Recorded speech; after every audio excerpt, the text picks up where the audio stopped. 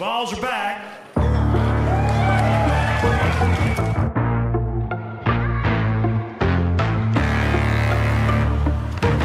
Yeah.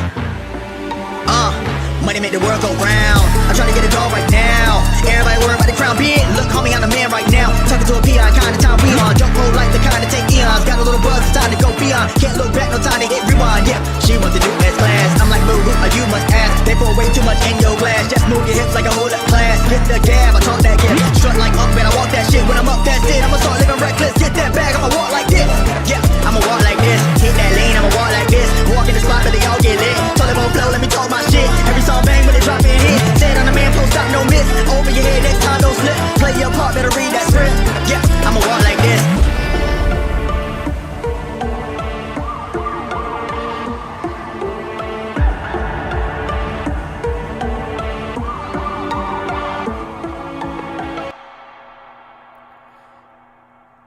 Look at us. Look at us starting the show here on regular time. We're not late. We aren't early. We're right at 8 o'clock. Ain't that spectacular? That's a stunning revelation right there. That never usually happens. Anyway, oi, fellow comrades. It is Squidtard here, along with my boys, Mr. Lucas Sharp over here. I keep forgetting that. Mr. Wolverine. Mr. Julio Rodriguez down there. And then, of course, a former member of the Vol-Star podcast joining us as a special guest for tonight, Mr. Sifs. How's everybody doing tonight? Wonderful. Doing good. Spectacular. Yeah, I'm doing fine. Good to hear. Well, we got a jam-packed episode. We got a lot to talk about tonight. And I guess we'll start out with this beyond anything else. Of course, for those of you who don't know, the four of us, as well as Lucas's little brother, all went to the Tennessee-Florida basketball game. And, well, since we won, obviously we had a pretty good time. But we all had a great time hanging out. We went to eat at Walk-Ons afterwards. Phenomenal time down there with the mustard costume. And I'll give you guys a little bit of a sneak peek of the vlog that I've uploaded. I've uploaded a vlog of my experience there at the game. But it is for channel members only. So if you want to see that vlog, it's only like a 10-minute video, but it is pretty fun. I would highly recommend checking that out and maybe consider joining as a Squidtard Sports member. So I'm going to show that clip in a moment. But before we get to that, I'll ask you guys, what was your favorite moment from Saturday? Well, just spending time with you guys. I had a lot of fun. And, of course, Tennessee winning, of course, but mostly spending time with you guys. Telling it like it is. I respect it. I feel the same way. If I have to choose a moment from the game itself, though, it was definitely that turnover towards the end where they passed it, and it was like a triple pass into a dunk. It was beautiful. Yeah, it was beautiful. They didn't take a single dribble. No, it was the ball was in the air the whole time, and then they finally slam dunked in. That was just beautiful. It's hard to pass a moment like that, so I get exactly where you're coming from there. Oh yeah, everybody got up, started hollering, and it was just phenomenal. That was a beautiful moment in time. I can't blame you for that. Okay, so I've got here. Actually, wait, hold on, Julio, you got something to say? Oh, I think other than those two moments, probably my favorite moment was the when we finally started, like the first three we hit, like whenever we came out of the half. Oh yeah. And I kind of felt like, okay, we're settling in finally. We're finally gonna start hitting shots. Yeah, that was one of my favorite moments too. So I'll show you guys a little bit of the vlog that I made. I'm only gonna show about 30 seconds of it, but for some of the people in here, it's probably the best 30 seconds of the vlog. So, that's entirely their opinion, not mine. So, I already know what you're gonna show. Yeah, no. Again, that's entirely their opinion. Lucas I don't know how to feel about this. Yeah, again, it's entirely their opinion. So. Let me show this for you guys, because you'll probably want to see it. Yeah, you'll probably want to see 30 the seconds absolute... of Lucas's life. Yeah, here you go. Oh shoot, I forgot. See, this is the thing about StreamYard. You have to go to the entire screen if you want to share audio. That's stupid. Okay, anyway. Here we go. This is just a sneak peek at the mini vlog that I made for the Tennessee-Florida basketball game. You to find him. Exactly. Yes. Lucas. Does somebody want to call Julio? Do I have to call him in real life too? Yeah. Oh my God! I'm Lincoln Sharp. I'm Lincoln Sharp. I'm Lincoln Sharp. Yeah, and we're both vlogging, by the way. This is embarrassing. Even in real life, I have to call him. Yeah, now get to work. Hey, don't tell me what to do on my own YouTube channel. You can't force me what to do. Get the sniffing. Get the sniffing right now. Making a video of myself. You're fired. Yeah, you're fired. Good. Fine. So there you go. There you go. That's a sneak peek at the whole vlog. Hey, am I still fired, by the way? Well, aren't you here right I'll take that as a yes. Goodbye. Leaves. Oh, He didn't even. He just left the entire thing. What a moron. transmission to out of here. Yeah. Well, good. Good. Oh well. I had a feeling he was going to do that. There you Just go. a feeling. Welcome back to the Volstar Podcast with your two co-hosts and your host, Squidtard. Yeah, literally. Sifs is taking the spot of Lucas Sharp. I'm Lucas Sharp. I'm Lincoln Sharp. I'm Lincoln Sharp. Okay, let me let Dummy back in real quick. Connor asked, did anyone get offended by the mustard costume this time? Surprisingly, no. Some people are actually kind of supportive of it. Yeah, no, the mustard costume thing went pretty well this time. There wasn't anybody that got mad or called me a slur this time. So Yeah. I guess we're going in the right direction for the most part. Unlike a lot of franchises, a certain trade in mind when I think of that, which has blown up the entire internet. So Oh, yeah. yeah, shout out to Dallas. Jerry Jones. Yeah. Shout out to the Dallas Mavericks. I remember when the fans like brought out a casket. You know what? You know what's funny about I think his name is Nico Harris, the GM for that trade. Mm-hmm. He also was the one that caused Nike not to sign Steph Curry back in the day. Really? I for one am extremely baffled by that information. Somehow that doesn't surprise me. So the reason why he didn't sign was he apparently used the wrong PowerPoint presentation. It was supposed to be for Curry, but it was the one he made for Durant. Oh, I thought you were about And to tell then me uploaded the he also tab. called him Seth instead of Steph. Seth Curry, my favorite. Oh, no. All right, well, real quick before we continue onwards with our selective amount of stuff that we got to go over today, let's do roll call in the live chat real quick. We got Matt Dummit, don't call me Doom It, damn it. Young Man Connor, Goob, Even Odd, Whack 545, Young Man Connor, what's up, buddy? And Amada, glad to see all of you guys in the comments. For anybody that wants to send any super chats or join the membership, I will, the incentive for this channel, for those of you who don't know, is for every $1 in donations I get, I'll be doing one push-up. And that includes membership. So if you join as a Squidtard captain, Tardarian captain, I'll add on 5 more push-ups to my push-up counter. So whatever you want to do, it's completely up to you, but it's your money at the end of the day. That's all there is to it. All right, let's get into some of the stuff for today. So let's start with football. There is some football stuff that we might want to go over, and we'll start with what happened earlier this week. The settlement has finally been reached in what we've been waiting for in the Tennessee lawsuit against the NCAA regarding the NIL recruiting inducements, and it involves a $2.8 billion settlement involving separate antitrust claims that would allow schools to share revenue directly with college athletes. To sort of dumb that down onto a Georgia fan scale, basically all it means is now you can pay. You can basically pay players to transfer through antitrust programs, which is basically NIL. So before anything, this must be said, you got a whole bunch of people immediately after this news broke out running on Twitter go, yep, Tennessee, the Tennessee football program done ruined college football. Thanks, Tennessee. It's all your fault. First of all, before anything else, the Tennessee University didn't sue the NCAA. The University of Tennessee nor the football program sued the NCAA.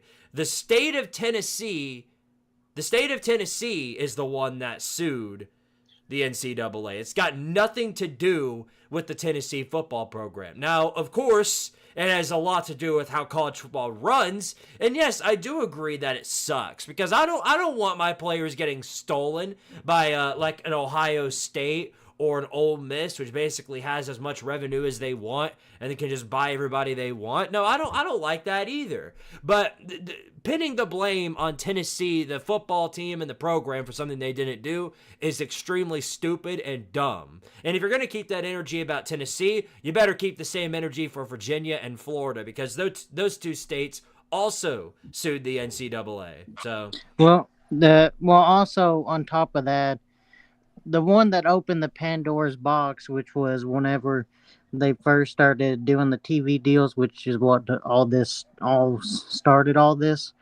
back in the 80s, was I think Oklahoma and Georgia. Mm-hmm. It just finally got settled today, basically. So I mean that was because it was Oklahoma and Georgia sued because the NCAA, they used to make all this. I mean they used to make like all the primetime games or whatever, so there was only a certain amount of games that would be televised each week.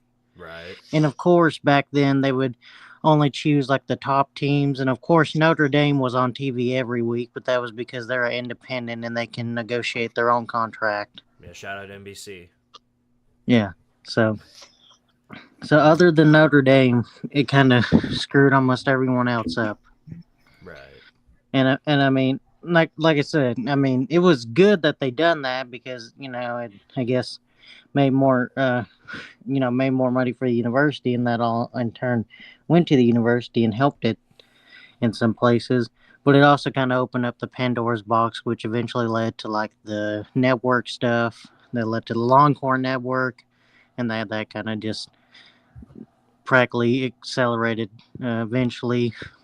From about 1980s to about 2012, it was kind of stable, but then that's whenever the conference realignment stuff started to shift. And, this is where we are now. So, and then that's also not getting into the Ed O'Bannon lawsuit. Goob in the comments took the words right out of my mouth. Welcome to college football, aka NFL Junior.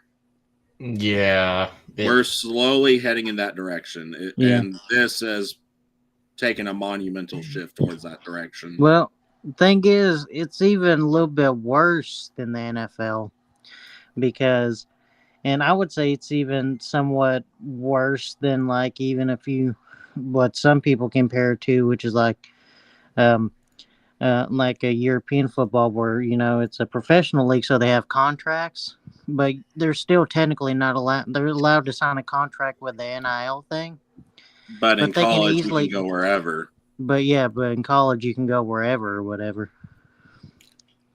Mm-hmm. You can just easily transfer out of a college. You can't leave a sports.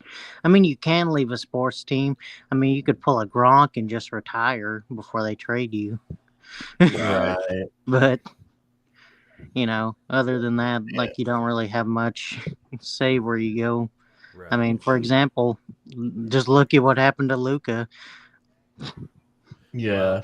Here's sort of the big deal about all of this. It's a basically concrete proof that the NCAA is a completely incompetent organization because they've had all the time in the universe to actually put in some regulations against NIL, and their solution to that was making up rules out of the blue and then trying to pin the hammer down on schools that were doing said thing before it even became a rule.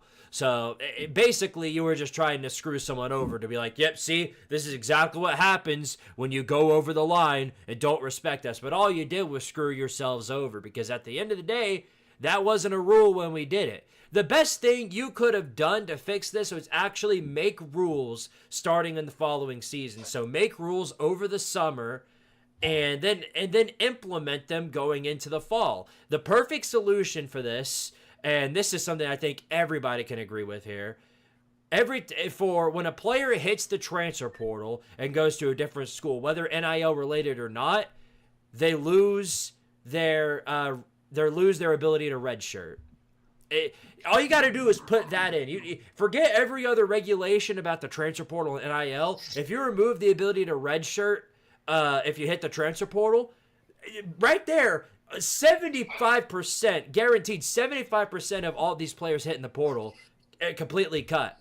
They wouldn't do it if they know they're going to actually receive some sort of punishment for it, some sort of consequence. There is no consequence for hitting the portal. You can go wherever you want, get your money, and you could dip. You could literally take the money from another school and then dip. That's what Caden Proctor did at Alabama last year. He was at Alabama, then Iowa gave him a lump sum of cash to go to Iowa, which he did. Hold on, wait. Yeah, wasn't he at Iowa for like the summer semester or whatever semester it was? Yeah, we had a beat and then boot. He just transferred back. Yeah. We had a beat boot moment on the internet, but we're back. But anyway, as I was saying, this guy, Caden Proctor, transferred to Iowa, then took the money bag, and then transferred right back to Alabama. And you know what the NCAA did about that? They sat there with a big old fish straight up their sphincter and said, I don't see any problems here.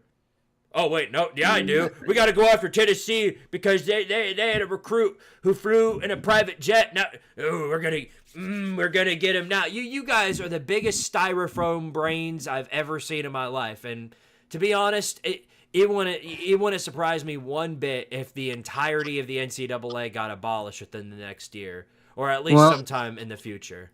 It's pointless. The thing is, they spend so much time fighting that Ed O'Bannon lawsuit, and had they maybe just made some concessions to the athletes back then, they might not be in this mess right now. Exactly. Young man Connor, thank you for the $2 super chat. He says college football has become such a bad product. Well, it's certainly the best. I think it's the best product in all the sports still, because it's fun, it's entertaining, and it isn't rigged. It's certainly a flawed program, but all of the programs are, honestly, in some sort of way or fashion. It's still better than the NFL. Yeah, it's still better than the NFL. Yeah, that's not to say it doesn't have any flaws, but it's still leagues ahead of anything else. I will say one sport that has an underrated postseason that I feel like don't get enough credit is hockey. I know a lot of people don't care about hockey, but it's actually a pretty good postseason, actually. Yeah, it has a good tournament format. I'll say that. And the only professional league that's better than college is the NHL is the only professional league that's better than its college counterpart. Mm-hmm. Now, the last thing I guess I'll say about this before we can move on to something else is, and this is sort of a really big problem too, a lot of these players have basically, it's the way this system is run now is basically advocating for all these college football players to turn into a bunch of sissies. Because like for Nick Saban, you guys think Nick Saban was going around giving players pats on the back and saying, good job, you tried your hardest. You tried your hardest. It doesn't matter that you're not good. You tried your hardest. No, he was sitting there in the locker rooms on the field screaming out of his mind. And if he had something to tell you, he was going to tell you and let you know. If he said you sucked, he's going to let you know you sucked. And that you can get better, but you suck right now. And basically what it's doing, this system, is, this coach is being really, really mean to me. So you know what? I'm going to go to a coach who treats me better and hit the portal because the NCAA is not going to do anything about it. So I'm just going to go move to somebody else. It's raising a bunch of sissies in a world where that's not going to fly. You say you're in a job, you're in a 9-to-5 working a full-time job, and your boss comes up to you and says, hey, I want to let you know, you suck at your job and you better get it together. You can't go, you're being mean to me. You know what? I'm going to go somewhere else where they treat me way better. That's not how the real world works, dumb head. You know what I mean? You're going to have to be, there's got to be regulations for this is what I'm really trying to say here. I feel like going back to your Nick Saban comparison, I feel like him and Urban Meyer are both like really prime examples of like why the transfer portal needs to be regulated, because they really drove into their players like, we need to be disciplined. Like, you're playing to win, and it's up to you to improve as a team in order for us to make the college football playoffs. Mm-hmm. And what the transfer portal allows for them to do is to create like, I'll phrase this my own way and say super teams like the Ohio State Buckeyes, for example, like just really talented professional teams that are going to go to the playoffs. And it creates a really big window of difference between those schools and like, I don't know, like a group of 5 school. It makes the divergence even greater than it already is. Mm-hmm. Yeah, see, some people say, well, I think it's closed the gap. Or some people are like, oh, well, it's closed the gap. Here's one thing I will say. I think it's closed the gap between like a upper tier group of 5 team. So let's say like Tulane or something. Yeah, like a Boise State. Yeah, or a Boise State, like a Tulane or Boise State that I think, yeah, like I said, Boise State probably be the biggest example. You know, they got like a good brand exposure for being in freaking Boise, Idaho. And I feel like if they're going to transfer to a group of 5, that'll probably be on the top of someone's list, probably. But my point here is that, yeah, it closes the gap for like a higher tier group of 5 and like a lower tier Power 4 or maybe a middle tier Power 4. But Boise State's not going to touch, most of the time, not going to touch the, elite teams. Like, I'm sorry to say this, but if Boise State would have played Ohio State, Boise State would have got slaughtered. They would have. Oh, of course. Yeah. No doubt. Like, and like for example, I mean, they did pretty good against Penn State. They could have won that game had they not fumbled. Had Genty not fumbled, but that also wasn't really his fault. It was just good defense, and that kind of just showed the disparity. Well, on one hand, this is why we play the games, because we can't be Alabama fans over here and say, well, Alabama would hypothetically. Of course, everyone's got a chance to beat someone. Sorry to pause you, Julio. Sorry to pause you. I got to finish the rest of my statement, and then I'll let you go. But as I was saying, you got to go to the play. Alabama, hypothetically. None of those hypotheticals. That's why we play the games. But I do believe that Ohio State would be favored by at least 14 against Boise. Okay, now you can go. Oh, all I was gonna say is that just more than likely, just looking at the way they played against Penn State. I know, I think Ohio State did play Penn State this year, if I remember correctly. But I'm pretty sure it was in Happy. Was it in Happy Valley or was it in the Horseshoe? It was in Happy Valley. Okay, so yeah, but here's the other thing. I feel like Ohio State was a lot different team than in the playoffs. Like they were just a completely different team, right. and that's why I think they would have won big is because they just started playing out of their mind. Like literally, it's the best point differential. I think they have the highest peak almost of probably any national champion within the past couple of years. But I still don't think like they're the best. Like I know some Ohio State fans try to claim they were better than 2019 LSU. I just don't think. No. I was like, guys, come on. Yeah. No. The best That team in 2019 the LSU history team. of college football doesn't lose 2 games, especially to Michigan. Yeah. So I mean, I'll say this. Literally, I feel like there's only 2 teams that you can say that are probably the best college football team of all time, and I'll take you seriously. And that's what was it? It was 2000. I think it was 2001 Miami and 2019 LSU. Right. What about 95 Nebraska? Oh yeah, well, I forgot. Yeah, I guess we want to. Yeah, I mean, yeah, There's arguments to be made for that, but yeah, if you're talking about like the greatest teams of all time, the 3 teams are probably like 2019 LSU, 2001 Miami, and then 95 Nebraska. Yeah, somewhere like that. I know some people try to throw in 2014 Florida State because they had like the largest margin of victory, even more than Nebraska. But if you look at Nebraska's schedule that year and then look at Florida State's schedule, Tank and, conference. and like, I'm sorry, but that Nebraska team played a lot better competition than that Florida State team. Because like one game, Florida State beat like Idaho 77-7. So that kind of inflates the numbers a lot, while Nebraska was beating actual teams like 56 by like 50 points. Right. Okay, then. Well, let's go ahead and move on. We do have a little bit more football news before we move on to basketball. And this is actually, of course, this is pertaining to Tennessee's coaching staff. This dropped today, actually. An end of an era in the special teams. Mike Eckler, unfortunately, is leaving Tennessee as he is returning to Nebraska. Came as a shock to everybody, I think. Nobody really expected that out of the blue. But he was the linebackers coach for them from 2008 to 2010, so I guess returning to his roots. So wishing the best of luck over there with the Cornhuskers, unless we play him this season. Yeah. Well, I know later down the line we have a home and home with Nebraska. I think it's in 2026 and 2028 or something like that. Something like that, yeah. So we'll see him soon, maybe. Until we meet again. Yeah. That's right. Yeah. I wonder, is Heupel just gonna promote one of these coordinators to become the special teams coordinator?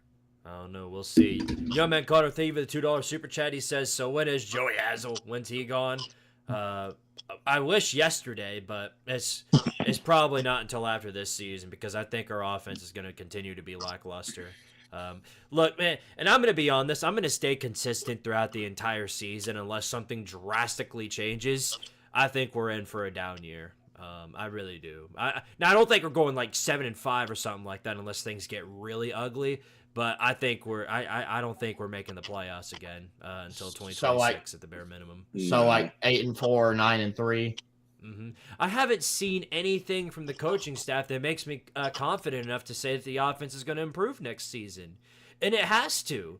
Because if it doesn't, you're losing 3 games next year to guess who? Florida, Georgia, Alabama. You're not walking into Gainesville or Tuscaloosa with that half melted vanilla ice cream ass offense and expecting to win a ball game. You're not.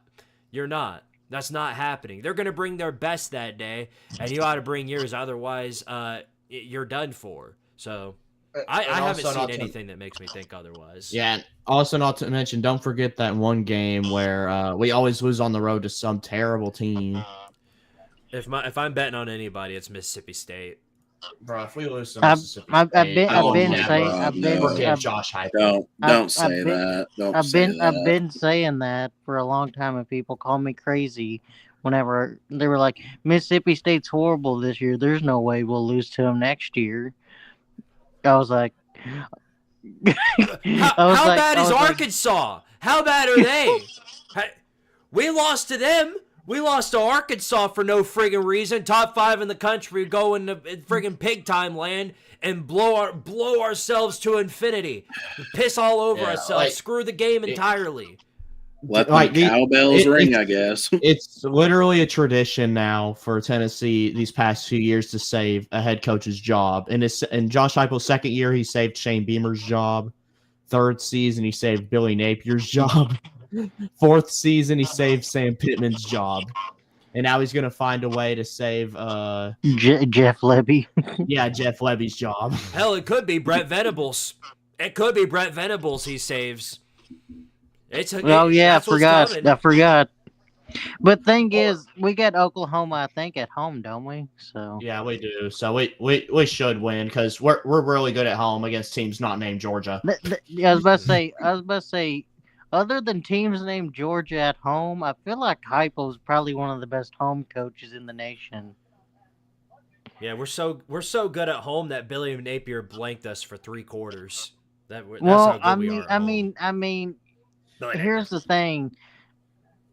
He still wins. It might be ugly, but he still wins. Yeah, I guess, but we'll see. We'll see how that story goes next year when we have to play them on the road. Oh, another job that Josh Heupel could save: Mark Stoops. Oh, I don't even know what I'll say if we end up blowing it against Kentucky, and it could very well happen. It could very well happen. I'm sure Kentucky's got some other transfer quarterback that's going to throw for 300 yards on our defense. For what reason? I don't know. He just does. Hell, you got Gavin Wimsatt and Brock Vandagriff, two of the worst quarterbacks we've ever seen at the college level, and they're out there throwing freaking dimes on Tennessee on the road. I mean, like, what are we supposed to do? If we do lose to Mississippi State, I will blame one thing and one thing only: the cowbells. Yeah. I'll take that to my grave. I'll be like, them damn cowbells were just too loud. They overpowered us. You know, if I was at Mississippi State, I would have a violent urge to just pick up a random cowbell and beat someone with it. Yeah, fast. If I was there, I would literally just take somebody's cowbell and just chuck it. Just throw it into the river.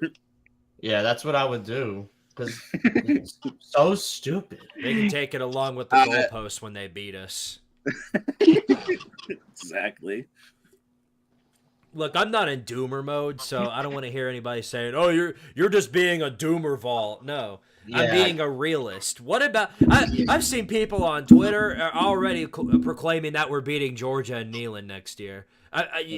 Your brain, it's the monkey with the cymbals. Ding, ding, ding, ding, ding. That's what's going on in your brain right now. What about our offense makes you think that it's going to be able to compete with that for an entire game? Defense, but not our offense. Yeah, unless our defense gets like a pick six, maybe. Yeah, exactly. That's what I'm saying. Yeah, I was about to say, the only way we beat Georgia is if our defense comes to our rescue. Like, y'all just... But yeah. Well, even then, I feel like we need to have a plan on our offense, and we just don't have that. Yeah, we got run up the middle 12 times, and then hope to God we can. Our offensive line doesn't hold. Maybe. Hey, see, even though I picked us to beat Georgia, I was just holding hope that Carson Beck would continue his shitty play. Yeah, that's not how it works. Yeah, knowing, we all know Carson Beck would play like Eisman against us. In my soul that Carson Beck was going to throw for like 300 yards. Yeah, that's what they always do, bro. They play like crap. Their offensive line can't block. Yeah, their offensive line can't block anybody for weeks on end, and then they play Tennessee, and suddenly they're the best offensive line in the entire friggin' universe. You can't. You can't explain it. It's impossible. Yeah, it's because we're their Super Bowl. Oh, don't start that. Don't start. No, don't start that. They'll get real big mad about that. They've got it. Every single thing they do has to be vindicated. Don't you know? I will say this: it really wouldn't surprise me if we are one of the ones circled on Georgia's calendar every year, knowing how petty Kirby Smart is. Yeah, because literally, it seems, because I know Uncle Lou, it seems like he celebrates the Tennessee win more than any other win. It seems like. It seemed like he celebrated more than the 2 national championships he's won. Yeah, I remember after Georgia beat Tennessee, he started up a friggin' live stream talking about how much he owned Tennessee. He didn't do that for any of the other teams. Yeah, all that's something you'll have to take up with him, but I won't forget the fact that he called me during that stream to let me know that he owns me. So I definitely got Like I said, Super Bowl. That's something you have to take up with him. Anyway, something I will say is I saw this on Instagram the other day, and this might be one of the most liquid diarrhea toilet takes I've ever seen in my life. But it was like an Instagram post as this graphic showing the blue bloods of college football, and I'm not going to tell you what it had on there, but I want you guys to name the blue bloods of college football. And Okay. I just want you to name the blue bloods. Okay, so the blue bloods. He can go first. Okay. Alabama, is Alabama on there? Yep. That's okay. Oklahoma. Notre Dame. Let's see. So Alabama, Oklahoma, Texas. Notre Dame. Would Texas be on there? I suppose, but Texas is a blue blood. Well, okay. I mean, I didn't know Nebraska, or would it say Nebraska? A blue blood. USC. Oh yeah, USC. Dang it. Okay. for some, I can't remember why I'm stalling right now. So Alabama, Oklahoma, Texas, Notre Dame, USC, Nebraska, Ohio State, and Michigan. There you go. That's it. That's your list right there. Those are the 8 college football blue bloods right there. Alabama, Ohio State, Michigan, Notre Dame, USC, Nebraska, Ohio State, Michigan, Texas, and Oklahoma. There's your 8. So this guy, this Instagram account had a graphic up that said the blue bloods of college football, and it didn't have 8. It had 9. You want to know what this complete dingleberry put on there along with the blue bloods of college football? Who? Georgia. Georgia? My ass. Dude, Tennessee is more of a blue blood than Georgia. Well, if Georgia's a blue blood, then if Georgia is a blue blood, you know who else is? Tennessee, Miami, Clemson, Penn State. Should we just go down the list? Minnesota. Minnesota, Florida State, Colorado. We could just continue to go down the list from there. Georgia Tech. Hell, LSU, Auburn, Florida. Did I say Florida State? I'll say them again. Florida State.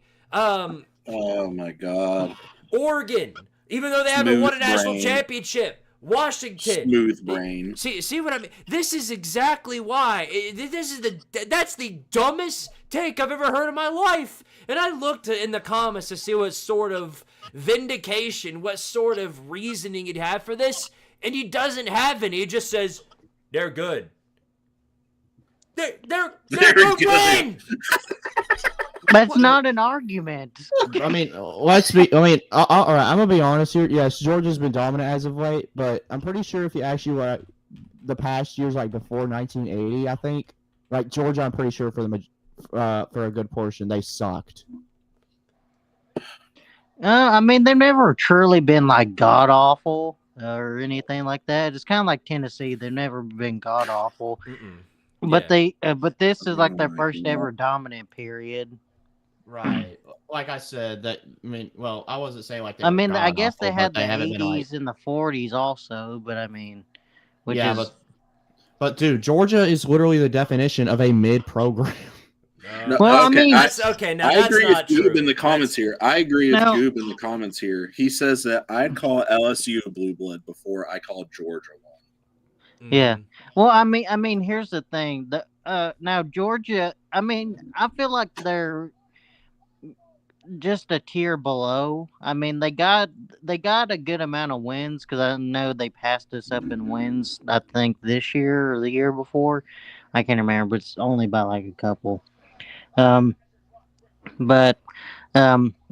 they have what I think we're tied on SEC championships. The only thing they really got ahead of us is I think they participated in more bowl games, which is by like 4 or 5, and that's just because Tennessee had that bowl drought for a couple years there. So yeah, not gonna lie, I'm surprised Harry hasn't.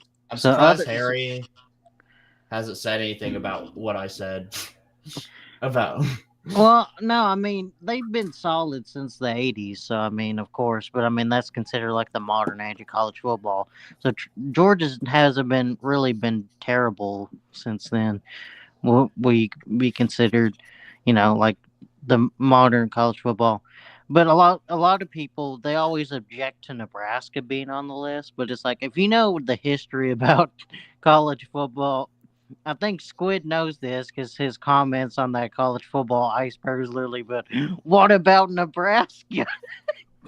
I did get a lot of those. Yeah, for some reason, there were a bunch of Nebraska fans that really wanted me to like have about 17 different things about Nebraska in the iceberg.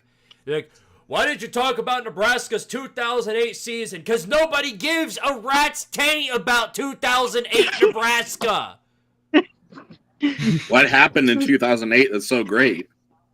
I don't know. Yep. Here's back to the blue blood conversation here. I do want to talk about that along with time itself, because blue bloods is a term that goes back to time itself, but even before the 2000s. It's a statement of programs that have been historically good over the entire age of time itself. It isn't Blue Bloods isn't this team had a good couple of years from like 2021 and 2022. I guess that means they're a Blue Blood now. No. What are you talking about? Georgia only won one national title since that 2021-2022 thing. It was the 1980 national championship. They have one natty. One national title before 2000, and you're expecting to tell me that I'm supposed to just sign along with the fact that, they're a Blue Blood now. No. If we're gonna give Georgia Blue Blood status for winning a natty, you might as well give Georgia Tech one too, and Colorado. But here, Deion Sanders has a new talking point he could go along with. They're trying to get recruits in the portal. Did you guys know we were a Blue Blood? There you go. Hey, Colorado Blue Blood team right there. Colorado's a Blue Blood. Hell, Yale and Harvard might be the best Blue Bloods in the history of college football. They each have 18 national titles. Yeah, Yale they have. and Harvard, I figured best out. teams in the history. Hey, you Figured out forgot what Princeton. You forgot Princeton, bro. You forgot Princeton. Princeton. Well, Harvard. hey, well, if you want to do that, Rutgers is a Blue Blood because they're the first ever team to win a college football game. Oh yeah, I guess Okay. they are. They are the founders of college football. Hey, I figured out what happened in 2008, guys. Goob helped me with this one. The stock market crash. It's just, Yeah. it's just unbelievable what I'm seeing here. And the reasoning behind, and like they're saying take Nebraska off because it's not the 90s anymore. That's the whole point of being a Blue Blood, you dumbass! How stupid are you? Do you just type out of your sphincter? Literally, this is what they do. This is what these people do. They take their ass and take it right up to their keyboard and then just spray. And then it all comes out on their keyboard, and everything they type out is here's sent the through thing, straight through their ass. Even if you were to take away like the 90s from Nebraska, Nebraska would still be like a pretty good college football program. Like they would be on par with Colorado wins wise. Okay, that doesn't matter for Blue Blood status. Again, I mean, I Blood's know, the but I'm term- saying even if you eliminate that, they still had that dominant run in the 70s. They still had the dominant runs in like the 40s and 50s, which I mean, that's like the entire point of being a Blue Blood is that you've been great for a long time, and you can go through droughts. Now they can. I guess lose their status eventually.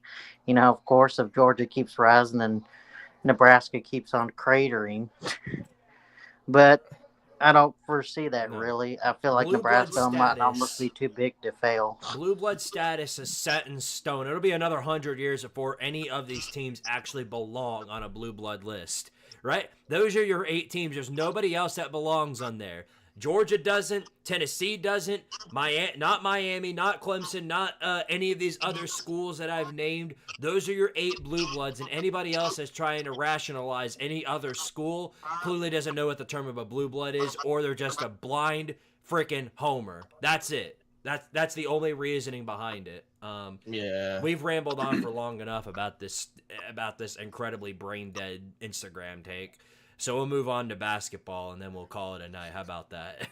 I guess. Are we talking about college or NBA? Let me ask that first. No, there's no NBA talk on here. There's no NBA Tennessee team. Well, none that doesn't matter. I mean, who cares about the Memphis Grizzlies? Nobody.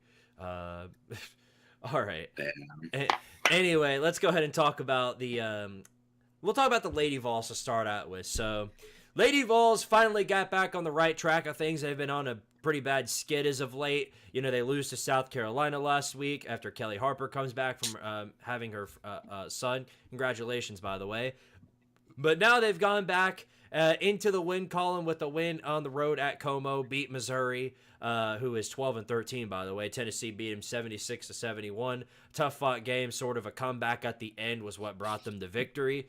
And Lady Vols back in the win column, so we'll see how that pans out. They've got some really tough games ahead, including, guess who? Guess who's coming to Knoxville? That's right. It's UConn, the UConn Huskies. So, boy, wouldn't it be nice to be them. Bro, not gonna lie. I've only learned like recently about how heated the Tennessee UConn rivalry is when it comes to women's basketball. For the first time like forever, I decided to finally watch it. I was like, I wonder why this rivalry is so heated. And then I watched it, and of course I watched Gino, of course, throw a temper tantrum halftime, and I was like, oh, so that's why. Like. Gino has to be one of the biggest babies I have ever seen in college sports. Well, Oh, did I there's say Kelly Harper? My bad. I meant to say Kim Caldwell. I don't know how you guys didn't correct me on that. Sorry. I'm going to be I honest. think you cut I out was whenever zoning you out. said that. I just heard something about congrats on the baby or whatever. Okay, that's what you got. We're very professional here, if you couldn't tell. Yeah, what he said. Incredible. But what you guys need to know is that the Lady Vols are back on the right track. Coming up, they've got some really tough games, including the matchup against UConn and then the LSU matchup on Sunday. They go on the road into Baton Rouge to take on LSU. So we wish them luck on the way. Hopefully things pan out well in their direction. Also, I guess before we go on, another reason that UConn and Tennessee rivalry in basketball is so big, you can I think there's a SB Nation or a no, I think Secret Base did a video on it. It's like the Pat Summitt versus Gino Auriemma beef explained. That's what I was thinking about, Pat Summitt. Yeah. So just go watch that. It kind of explains the beef between them. And there's some other stuff they didn't touch on, but I'm not going to say that because I don't really want to get into the implications of that beef.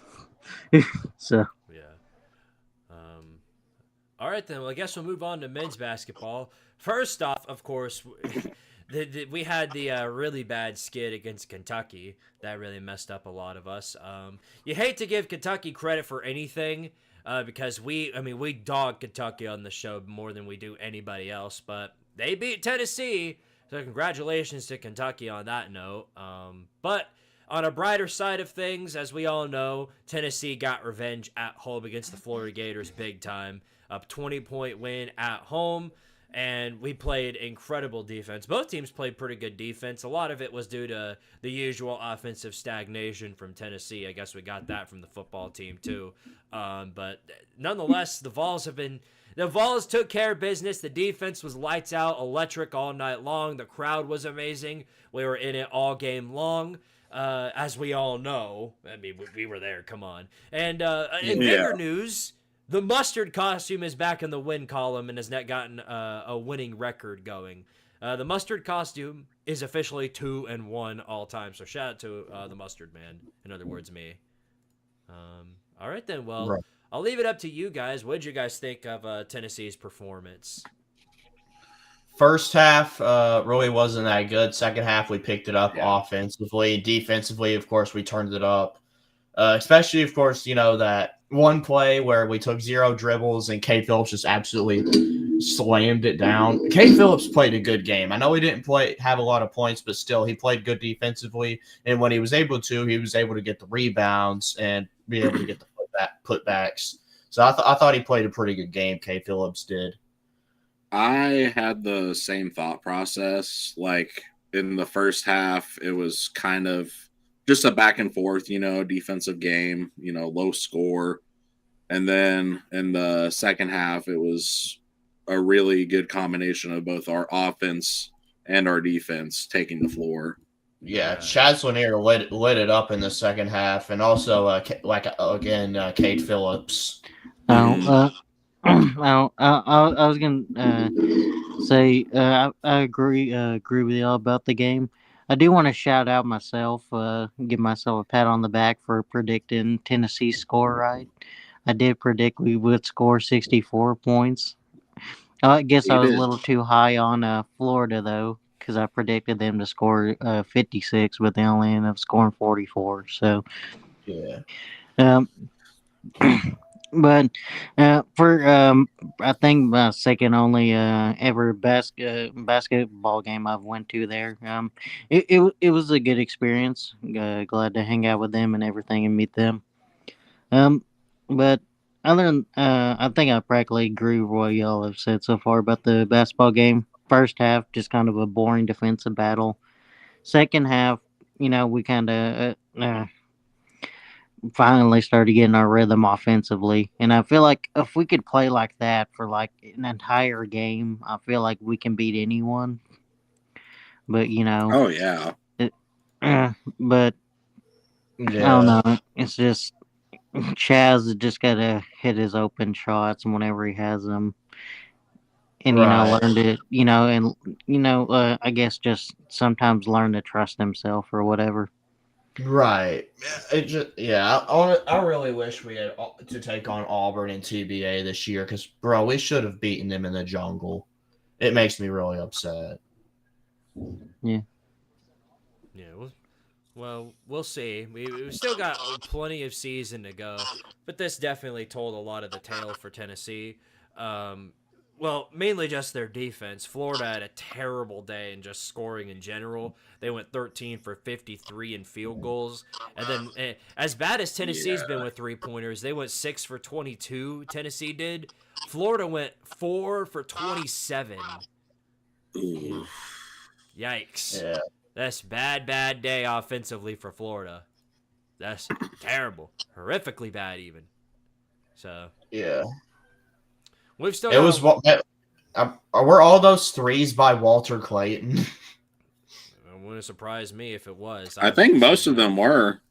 Yeah, Yeah, I know at least 3 of them were. Yeah, 3 of them were. I'm pretty I wouldn't be sure. shocked if you're right. I haven't seen that part yet, but I do know that we just had a full-on dominant performance on both sides. Well, on at least the defensive It was side. Walter Clayton. It was Walter Clayton. Figures as much. Yeah, it doesn't surprise me. Yep.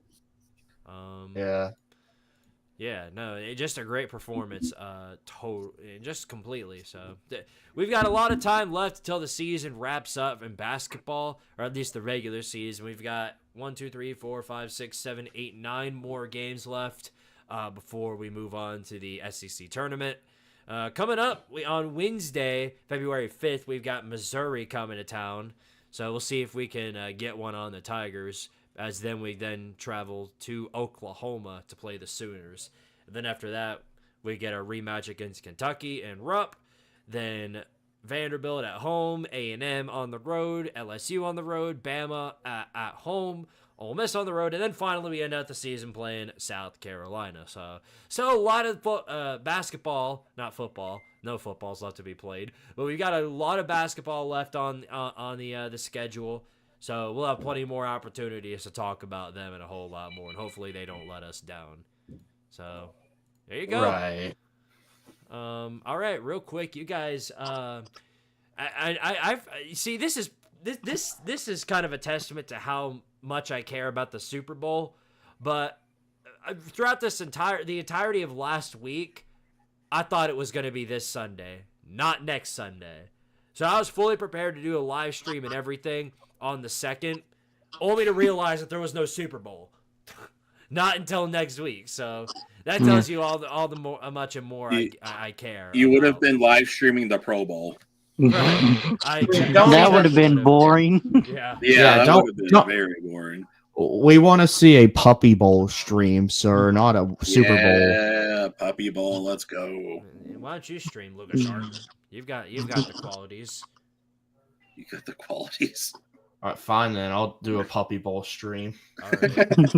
That's what everybody wants to see anyway. They don't want to see the Eagles versus Chiefs. Ew, gross. It is pretty gross. I can get behind that at the bare minimum. Yeah, and I'll have plenty of time to answer my comment section during the halftime show. It's an all-around win for streaming because you guys will be entertained because I'll just be rooting for both teams to lose. If one team gets a good play, I'll celebrate and then also be mad. There you go. If it were up to me, both teams would lose. I'll be rooting for the meteor strike. Yeah, meteor. Well, since I'm a Cowboys fan, I'll be rooting for the Chiefs. I'm sorry, guys. Boo. I can't I stand don't the even Eagles. know if I was a Cowboys fan that I could respectfully sit there and say I'm gonna root for the Chiefs. Well, no, you don't understand. Philly fans are like they need to be. No, I understand. I'm just saying. I'm not even sure, even we with that in we can't mind. allow Philly to win another championship. You're saying that Philly fans should be humbled and not Chiefs fans? Actually, I find Philly fans way worse than Chiefs fans. I'm sorry. Really? It's close. It's close. Freaky I for would. Pepsi I would. with a Ra- good- I would. Here's the thing: the Chiefs fans that I find the most annoying ain't even really like diehard Chiefs fans. It's the Taylor Swift Chief fans. Oh yeah. Oh yeah, Yeah. that's bad.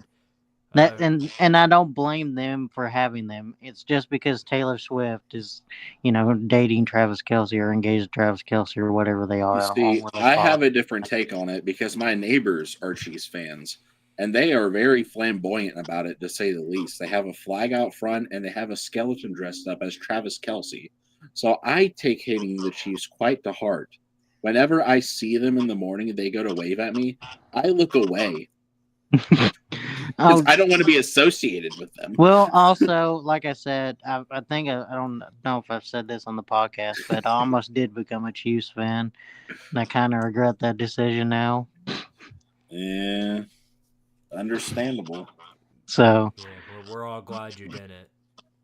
Yeah. oh, Thank- trust Yeah, me, we're all glad. if I would have became a Chiefs fan, y'all would know it by now. Oh, damn. Yeah. If you would have became a Chiefs fan, we would have kicked you off the podcast immediately. You'd have to be on the Chiefs podcast. Yeah, Freaky for Pepsi with a good point says college baseball is back on Valentine's Day. So starting 2 weeks from now, we get to talk about that along with many other things. So Oh, Yes, wait. sir. going into February and March, we're gonna have a lot of sport to talk about. So there will be no also, shortage of that here on the wait. podcast. We didn't touch on did we touch on Tennessee ever getting that baseball transfer, that Ozuna or whatever from North Carolina? We did not. So No. tell us all about it while I do my push-ups. I can't remember his first name. Wow, how do I want to say Gabriel Ozuna? Can you look it up for me? I can't remember his first name. Lucas, All right. I think it's Ozuna. It's I know his last name is Ozuna. Osuna. I know he's Let me I think he's a first baseman / DH at North Carolina, and he hit like 30 or 40 something home runs there. Yeah, Alberto Osuna. Yeah, okay. Yeah. Oh, and by okay, the way, yeah. I was just gonna say shout out to the potential WNBA expansion team, the Tennessee Summit. Yeah. Oh, How Yeah. about that? Oh, yeah. I read about that. But I want to say thank you to Diego Pavia for helping Tennessee get another great bat in the lineup. So thank you, Diego. Hopefully he hits a nuke on Vanderbilt and pings you in the head. Yeah, I don't care. The repeat is coming. The repeat is coming. it is. The day of reckoning is upon us. How about that? I How don't about care. that? Well, I don't care. Let's turn into the Chiefs of college baseball. I don't care.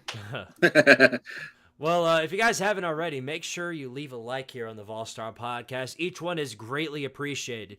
I do have a full-length Tennessee video coming very soon.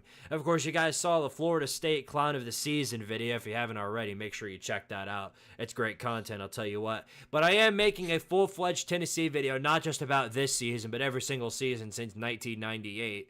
And the whole meme around feels like 98. Once the whole product comes together, I guarantee you guys will love it. And it's probably going to be released sometime this Friday. And for those of you who are channel members, you'll probably get it Wednesday night or Thursday morning. So, yeah. Join the membership if you haven't already. I appreciate all of you guys here for watching another grand episode of the Vol-Star Podcast. I love all of you guys. You're all great people here. Sooner or later, probably sometime in late March or whatever, we are going to open up the panel for channel members, and you guys will be able to join this Vol-Star Podcast and talk with us here on the show. All right then. Well, again, appreciate all of you guys for being here tonight. We'll see you guys, of course, next Monday, and you guys can go. I keep forgetting. It's like, for whatever reason, my camera's been mirrored, so every time I point here, I think I'm pointing at Sifs or whoever's there. But instead, I got to go this You way. are. No, But you now were I am. going the right way the first time. It's because No, the his first time camera's you were. flipped. I don't get. Okay, anyway, Sifs and everybody else, tell us all about. Well, first of all, Sifs and Lucas, I know you guys have channels. Actually, everybody, just tell us what's going on. Sifs, what you got going on your channel, if anything? Nothing at the moment, mainly because I'm focusing on school. I was thinking about starting up streaming Madden and college football on my Twitch, though. I can't live stream on YouTube right now because I don't have a high enough sub count, and it won't allow you to do that unless you have like 50 or so subs and like enough watch time. So I'm still gonna have to work on that eventually. I would like to get to a point though eventually where I can do that. You'll make it there. Right. Just consistency is the key there. All right, Lucas, what you got going on down in your channel? Well, same as Sifs, not much right now, but of course, you guys already know I recorded some stuff at the Tennessee-Florida game, so I'll try to put out a vlog. I know Squid taught me how to use Adobe Premiere, so shout out to Squid for that. So yeah, I'm gonna try to start making some videos, and Julio, of course, gave me some good video ideas as well. So I'm gonna try to put out some more content. Yeah. Nate the Great says if Tennessee makes it to the College World Series again, you need to come to Omaha, Squid. I'll try and make that a little road trip if I can. All right, Julio, what you got going on? Nothing. I don't have a YouTube channel, so I don't really have anything to plug, I guess, other than my Twitter, but that hasn't been active recently since I mostly only use it during football season, so. Fair enough. Fair enough. Fair enough. Can't argue with that. All right, then, guys. Well, as always, phenomenal episode of the Vol-Star Podcast. Appreciate all my co-hosts for being here tonight. Appreciate Sifs for taking the time out of his day to join us as well. And, of course, I appreciate everybody in the comments for being on as well. Y'all are great people, and we'll see you guys at the same time next Monday for another phenomenal episode of the Vol-Star Podcast. Until then, though, we'll see you guys again next time. And, as always, power to Tardaria and go Vols. And go Big Orange.